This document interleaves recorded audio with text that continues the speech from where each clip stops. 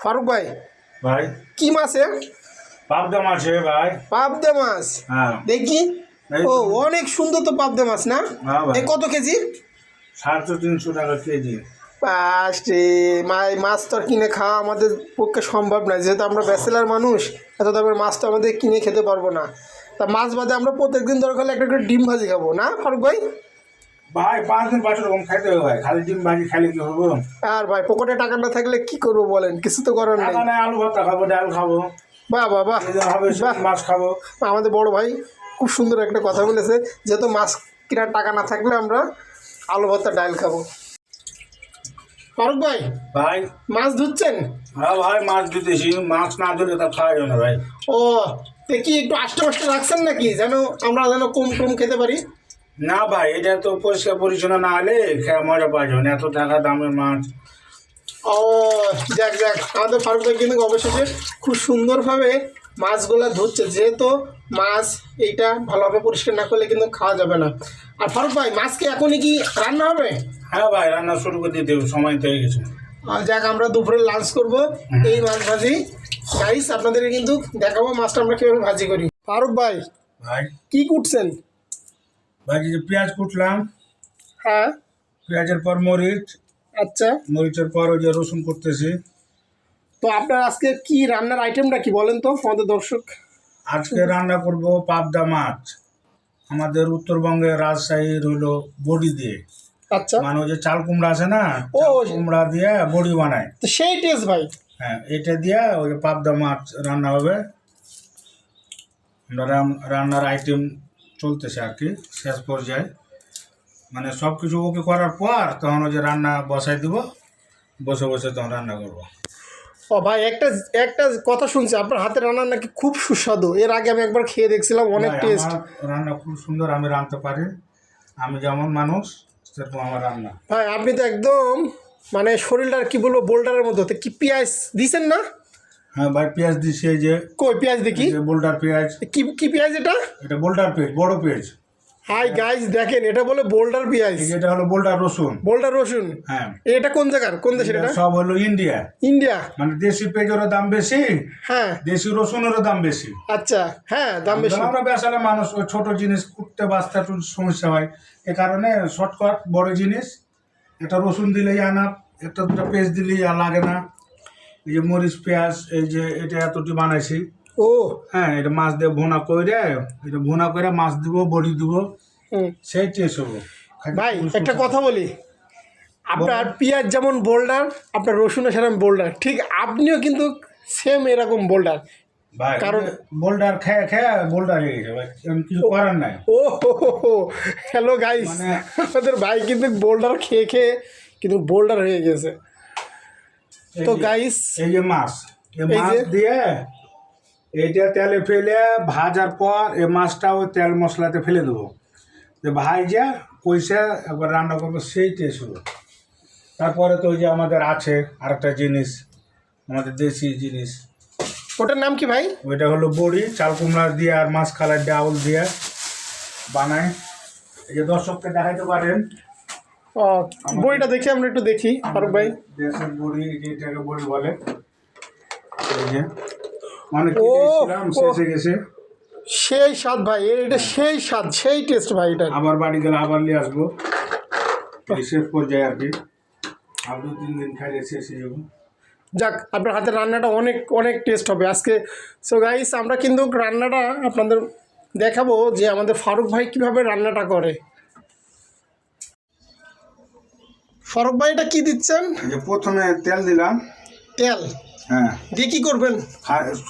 একবারে original pure তেল, sawmill নাকি ভেজাল? দেখি। না, একবারে পিওর তেল এটা। ও হ্যাঁ হ্যাঁ, এটা একদম পিওর তেল। বোতলের তেল এটা 210 টাকা, 210 টাকা 1 লিটার দাম। হ্যাঁ, হুম।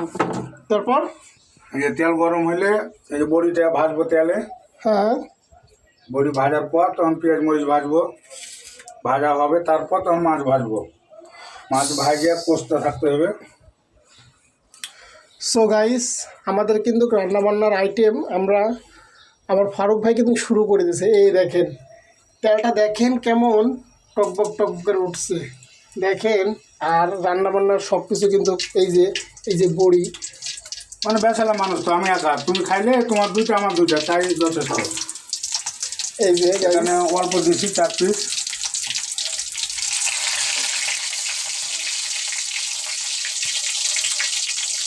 তো খুব সুন্দরভাবে তো ভাজা হচ্ছে ভাই। হ্যাঁ, এটা ভাজতে হবে আগে। ভাজতে হবে না? হ্যাঁ, হালকা ভাজে একটু লাল হবে, তখন তুলে রেখে দিতে হবে। তো মাছটা ছাড়বেন কখন নাকি? মাছ একটু পরে ছাড়তে হবে, মানে আগে মশলা বানাইতে হবে, বানার পর তখন মাছ দিতে হবে। ওই যে লাল হয়ে চলে গেছে, তো হালকা একটু ভাজতে হবে।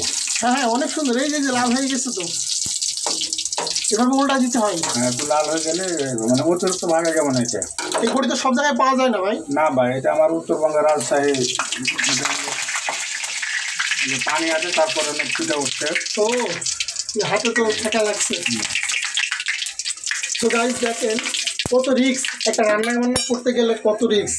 মেয়েরা যে রান্না বান্না করে, আমরা বলি যে তোমার হাতের খাবার ভালো নাই, এটা ভালো নাই, সেটা ভালো নাই, কিন্তু গাইস আপনারা যদি নিজে রান্না করে খেতে যান, কিন্তু এইভাবে কষ্ট করতে হবে। কিন্তু আমরা শুধু শুধু মেয়েদের দোষ দিই যে আজকে তোমার হাতের রান্না ভালো হয়নি বা এটা ভালো হয়নি, কিন্তু আপনি যখন নিজে রান্না করবেন সেই রান্নাটা সেম দেখেন কত কষ্ট করে করতে হবে।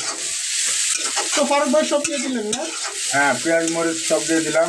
এটা এখন কী করবেন? এটা ভাজা হবে এখন। ভাজবেন? হ্যাঁ, ভাজার পর তখন মশলা দিব, মশলা দেওয়ার পর তখন মাছ দেওয়া লাগবে। আপনি ওয়েট করেন, দেখতে থাকেন। ফারুক ভাই এগুলো কি? এগুলো তো সব মশলা ভাই। ও, এগুলো মশলা? হ্যাঁ, হলুদ মরিচ। হলুদ কোনটা? এই যে এটা হলুদ। ওইটা হলুদ? হ্যাঁ, সবই শেষ পর্যায়ে আর কি। শেষ পর্যায়ে না? ও, তো এগুলো আমাদের আবার কিনতে হবে না? সব কিনতে হবে। এই মাসের শেষ তো। হ্যাঁ, মাসের শেষ হলেও বেতন টেতন হবে, আবার বাজার সব কিছু করা লাগবে পুরা করে। ও,